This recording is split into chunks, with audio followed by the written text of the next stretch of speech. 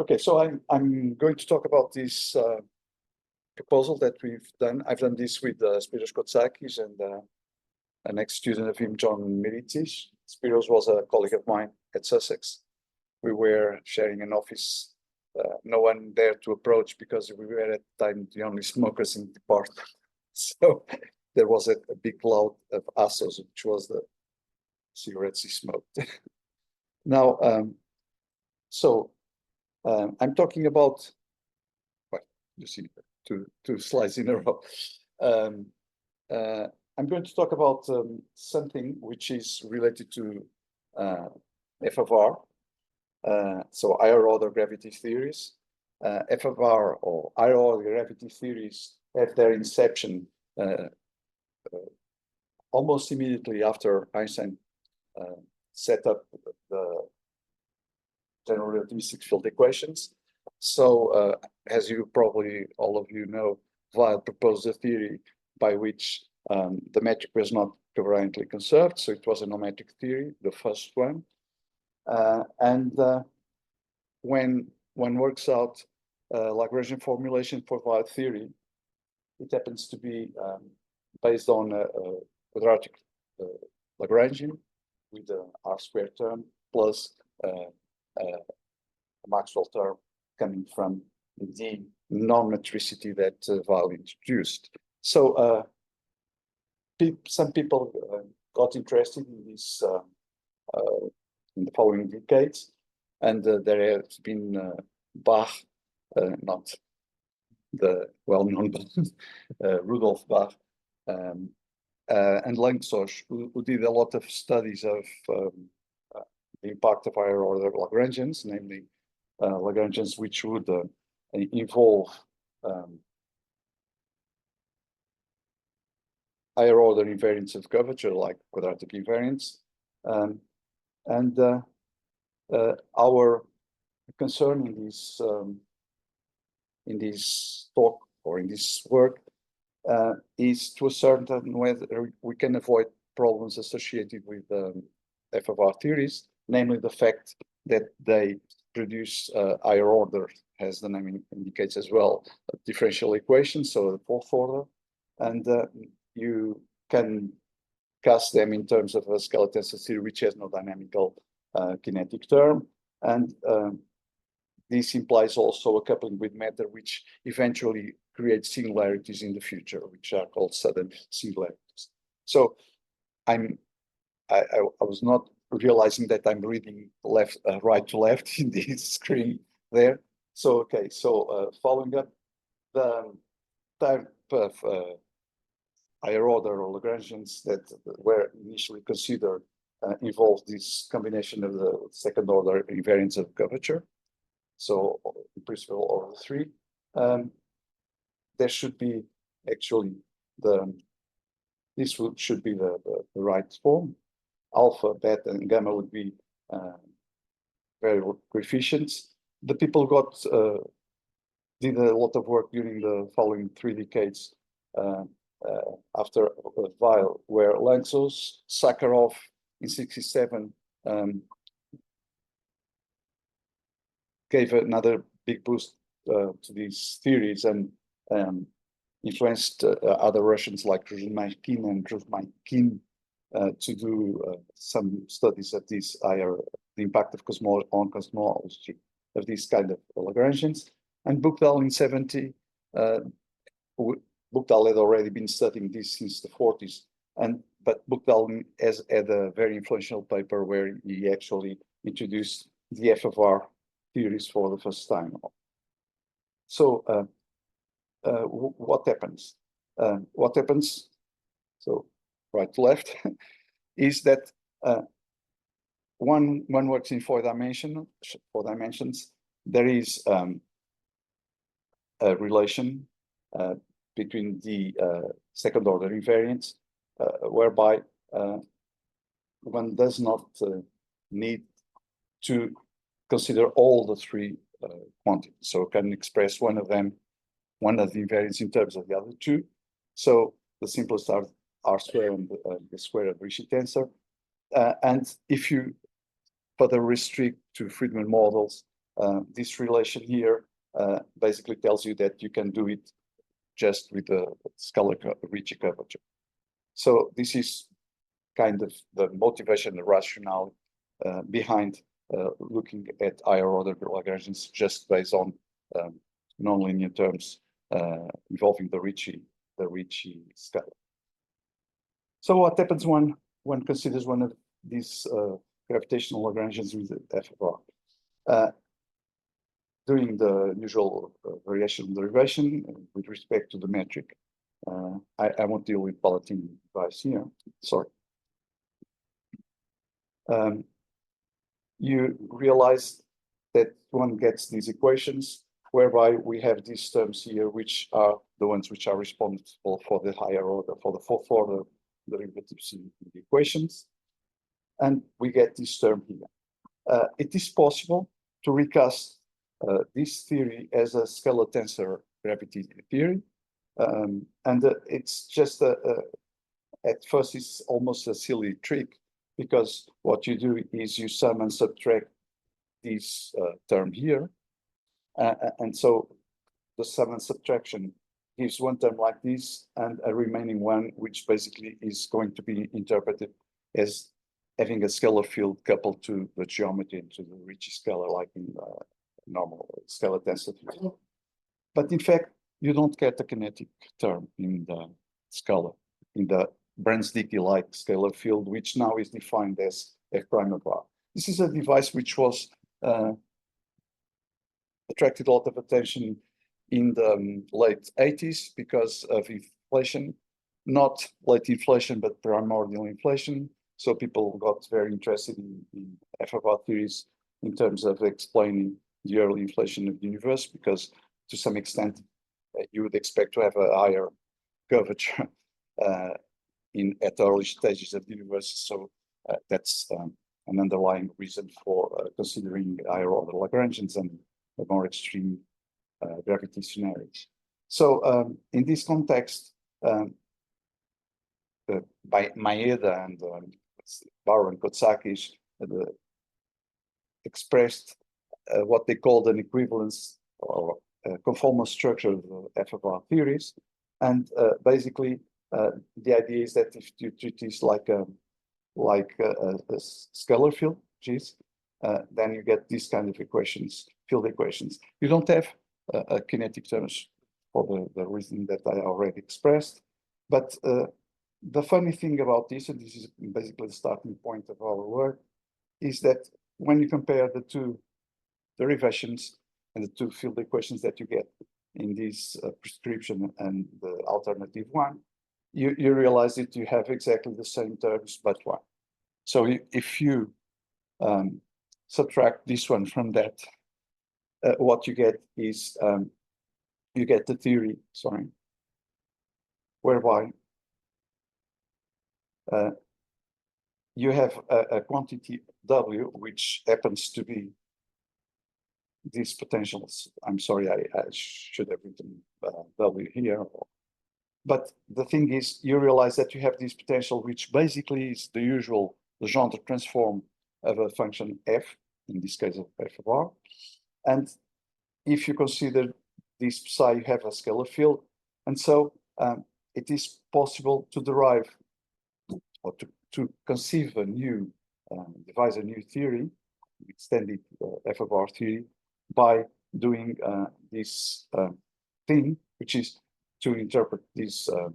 So basically, we are replacing, this is the usual geometric interpretation of Legendre transformations. So as you know, you replace one configuration coordinate by the slopes of curve, which you are interested in. So basically, you replace the R variable by the supreme of this interval here, at this difference between the slope here and the tangent, and the one which passes at the origin tangent. And so we propose this Lagrangian as an alternative, where R will generate, obviously, the usual Einstein's when you perform a variational derivative. you generate the usual Einstein tensor. These are can be produced by an f of r of the form r log r, ln of r, and you get this potential, which is the conformal transform of the f of r original theory. And here we decided to introduce, in addition, a kinetic term associated with the scalar field to convey dynamics to the model. The reason is that in this way, we, to some extent, we are in agreement with this theorem, Lovelock theorem, whereby the only second order equations that you get in the gravitational Lagrangian involving the metric and derivatives of the metric are those of general relativity. And so this Lagrangian, as a matter of fact, produces second order field equations and not fourth order field equations. So so basically, sorry.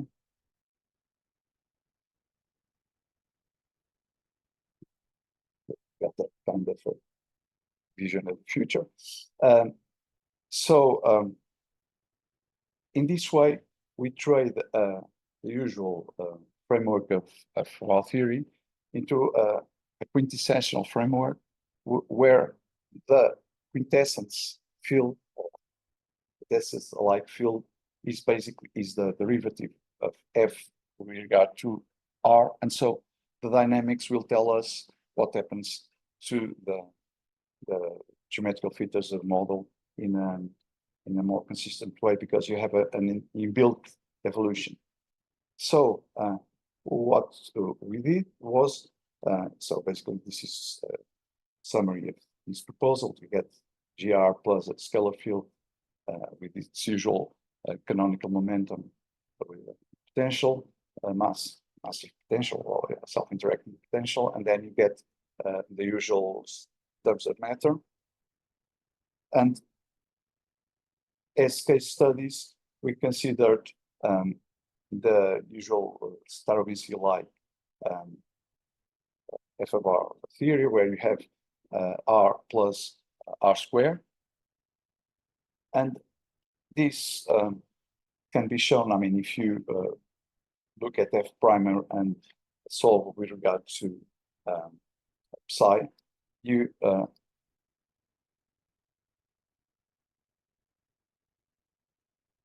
get a scalar field that you can redefine, and so your potential is the potential of massive scalar field, the usual, with a vanishing minimum in this case. Because we don't have in this model, in this first case study, we don't consider matter. It's just a vacuum model plus the scalar field.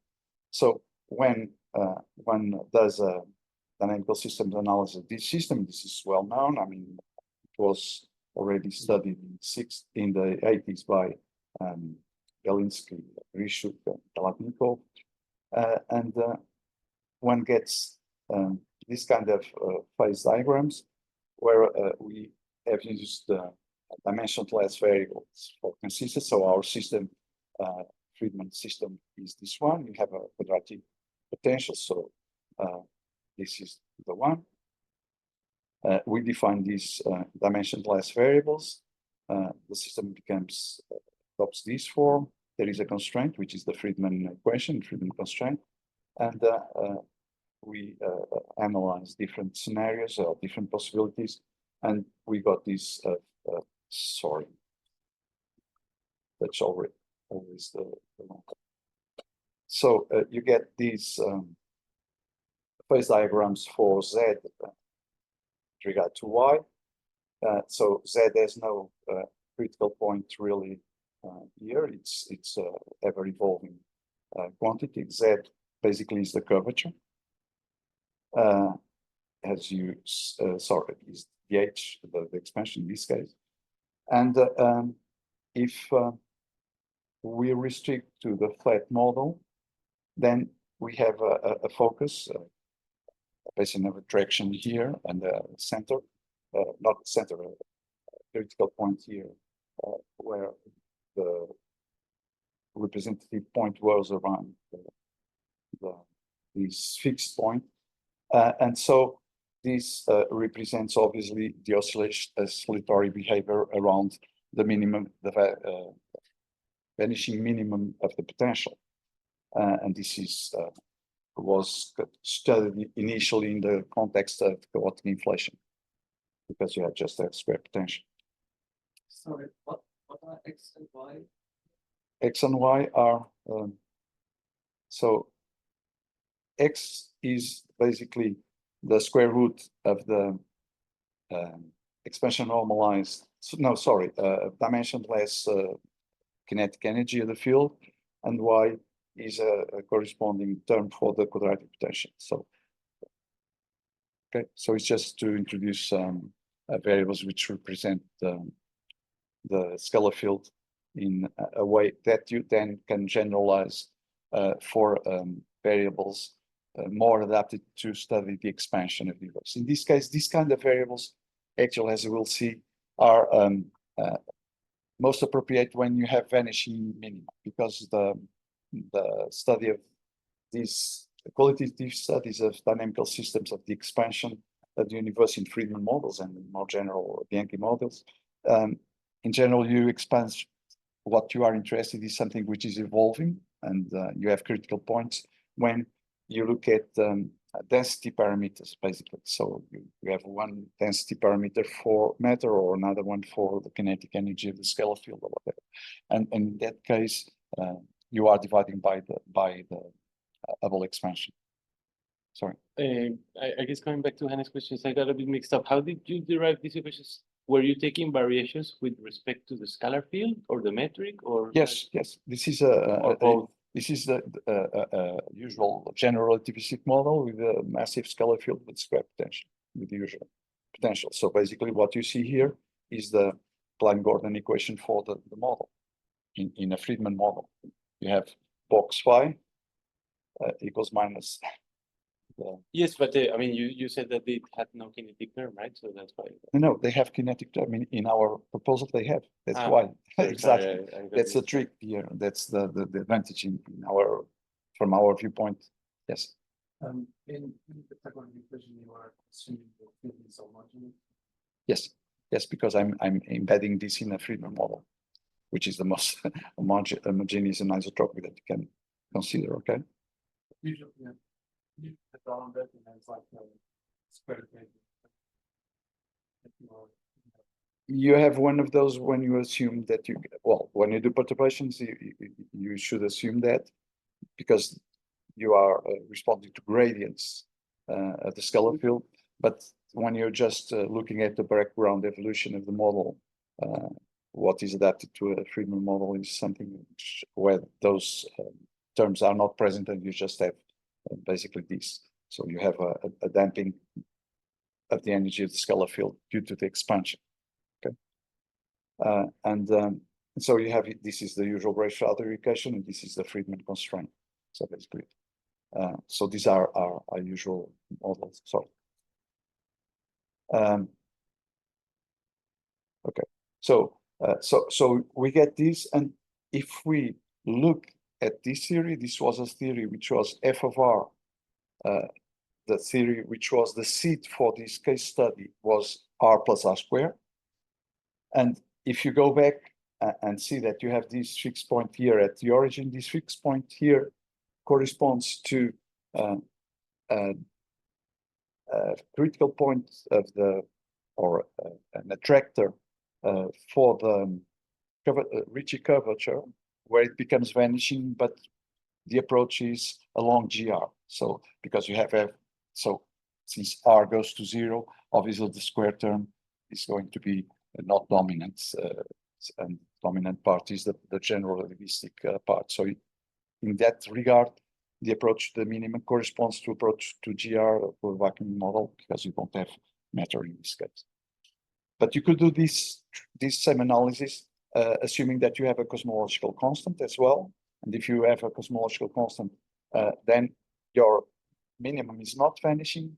And in that case, the right way of dealing with this kind of models is to look at a system which is more sophisticated in terms of more adapted to the expansion, which is this one, which I used to illustrate another case study where instead of having r plus r squared, I have a milder growth of the Ricci scalar. I have f of r is r plus r log of r.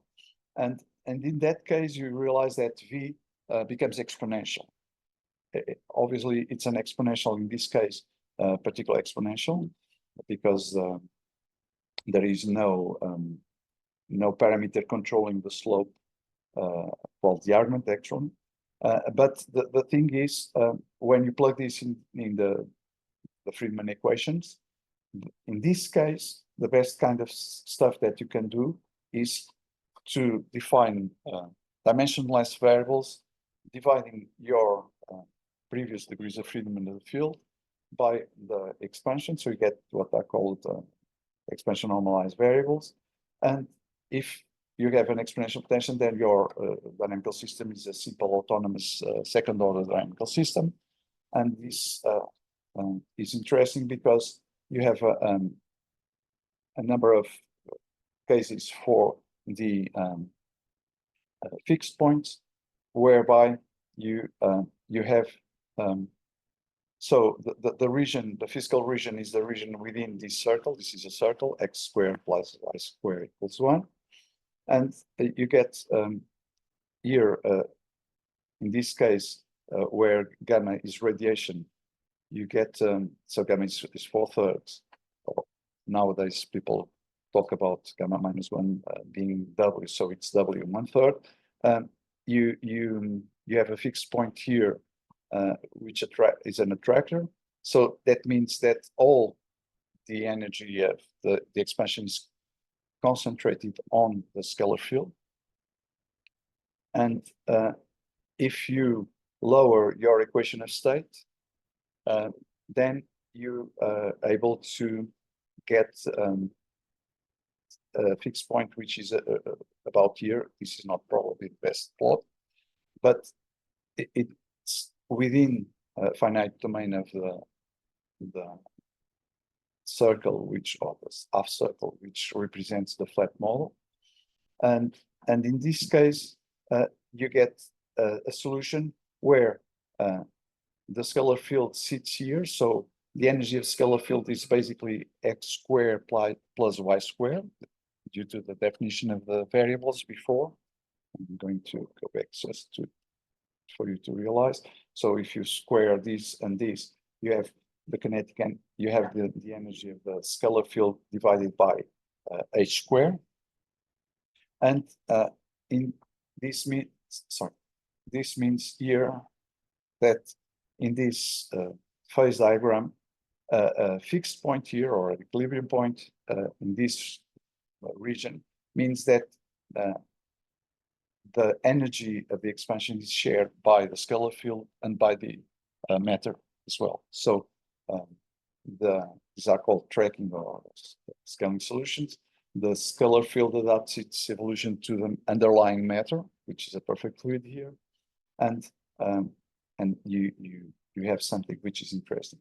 So if you retroact in terms of what happens to your scalar field, your Ricci, so in this model here, so you realize that if you have a scaling solution, you have a finite value of this quantity as well, and then your the curvature is also proportional to the matter energy density. Okay.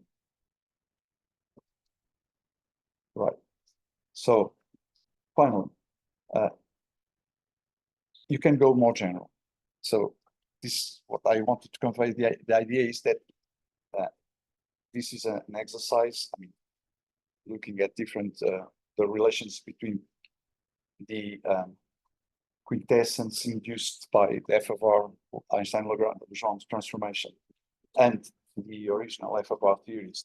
It's again that you can play further.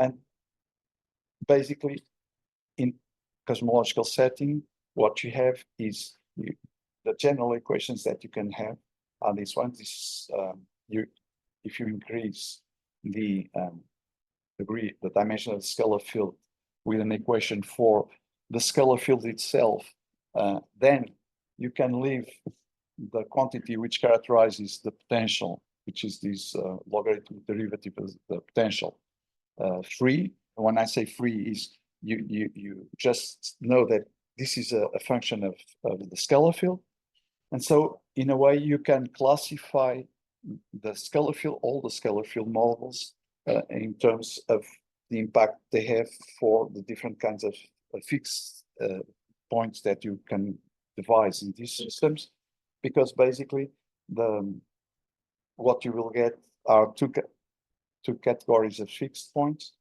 One is if you have a phi which becomes frozen at a fixed point, the scalar field becomes frozen at a fixed point, x is 0 because you are freezing the dynamics of the scalar field, and that impacts on the other equations in such a way that you realize that the only case that is possible, this is x is here and all the way through, is to have a potential which has horizontal non-vanishing slope. So it works for the cosmological model as a cosmological constant, okay? So a lambda term. It can be, for instance, in the first model where we had r plus r squared, if you add a cosmological constant, you'll have a non-vanishing minimum, and so the system will freeze there. And then in terms of the Einstein-legendre picture, you will have the Sitter behavior, but it's not a true de Sitter behavior because you have to go back to the original frame to compare. But this allows you to classify all the possible choices of potentials in terms of the features which induce asymptotic behavior, because that's what you want. I mean, if you have a transient, you don't have, your physics is a bit unclear what is going to happen. What you know is you have a transient between different critical situations. And so here you can have, as I said, a non-vanishing minimum, or you can have, if you have a vanishing minimum, then this is a problem because, for instance, you have a V, which is a power law, like the massive square mass scalar field, then this term diverges at the minimum. So this is why, in that case, one uses the Grishuk and company, the Grishuk-Palatnikov variables that we used before. But in this case, in the cases where this is non-vanishing, and in particular when it's asymptotically exponential, then you get the scaling behavior that I displayed before. And so it's an interesting situation where the energy is shared between the different components of the universe, and they all tune interactively with each other to have the same kind of expanding behavior, okay? So the takeaway lesson from this kind of approach, and this is what I wanted to say, is that by studying or classifying the different cases that you have here, you get feedback about the F of R theory that we started with, although I must say that our Einstein-Legendre proposal is not an equivalent theory to the original theory, okay? Very much in the same way as the conformal picture, which gives you a scalar tensor description of F of R theories, is not an equivalence unless you are dealing with vacuum. Because if you are not dealing with vacuum, then you have always this underlying discussion, which has been for ages, about whether there is one of the frames which is more physical than the other. So this is basically what I wanted to say to you.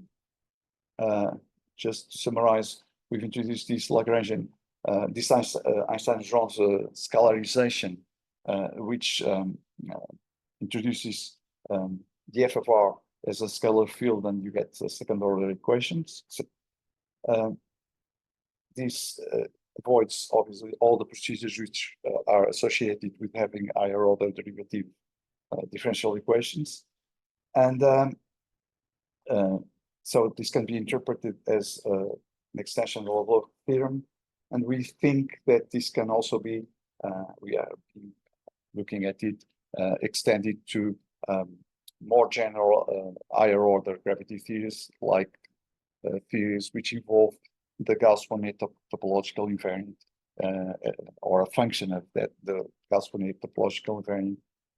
But this is still under study. Okay, thank you for listening. If you enjoyed the video, like and subscribe.